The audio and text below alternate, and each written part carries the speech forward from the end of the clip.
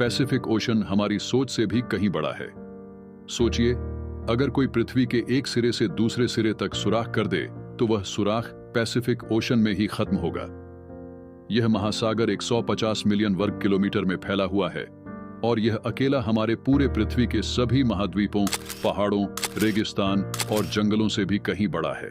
और इस विशाल महासागर में कुछ छोटे से द्वीप हैं जो दूर से तो बिल्कुल बिंदी जैसे दिखते हैं, और कुछ स्थान ऐसे हैं जहां आज तक कोई इंसान कदम नहीं रख पाया। अगर कोई व्यक्ति यहां गुम हो जाए तो उसे ढूंढ पाना लगभग नामुमकिन होता है। लेकिन आज मैं आपको एक ऐसे इंसान की सच्ची कहानी बताने जा रहा हूं जो पैसिफिक ओशन में गुम हो गया था, और वह भी सिर्फ कुछ दिन नहीं बल्कि पूरे 438 दिन तक। जी हां, यह कहानी जोस एल्वारेंगा की है, जिसने समुद्र में अकेले सबसे ज्यादा समय बिताने का विश्व रिकॉर्ड अपने नाम किया। कहानी 17 नवंबर 2012 की है, जब जोस, जो मेक्सिको के कोस्टा डेल सोल नामक गांव का रहने वाला एक अनुभवी मछुआरा था, अपने साथी के साथ मछली पकड़ने निकला। उनका प्लान सिर्फ 30 घंटे समंदर में बिताने का था, लेकिन समंदर ने कुछ और ही सोचा। दूसरे दिन एक भयंकर तूफान आया और अपनी जान बचाने के लिए उन्होंने मछली पकड़ने के जाल को वहीं छोड़ दिया और तट की ओर लौटने लगे। लेकिन किस्मत ने उनका साथ छोड़ दिया। उनकी नाव का इंजन अचानक काम करना बंद कर गया और वह दोनों समुद्र में फंस गए, 120 किलोमीटर दूर तट से। उनके पास एक रेडियो था जिससे उन्होंने अपनी लोकेशन अपने बॉस को भेजी, लेकिन थोड़ी ही देर में उस रेडियो की बैटरी भी खत्म हो गई।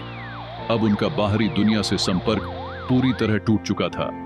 तेज हवाएं उन्हें तट से और दूर खींचती चली गईं और 5 दिन बाद वे समुद्र के एक ऐसे हिस्से में पहुंच गए जहां हर दिशा में केवल पानी ही पानी नजर आता था। अब उनका यकीन था कि उनकी नाव इतनी छोटी है कि कोई मदद नहीं आ सकती। उनकी साथ लाई गई खाना पीना खत्म हो चुका था और अब उन्हें जीवित रहने के लिए अपनी मेहनत से मछलियां और पक्षी पकड़ने पड़े।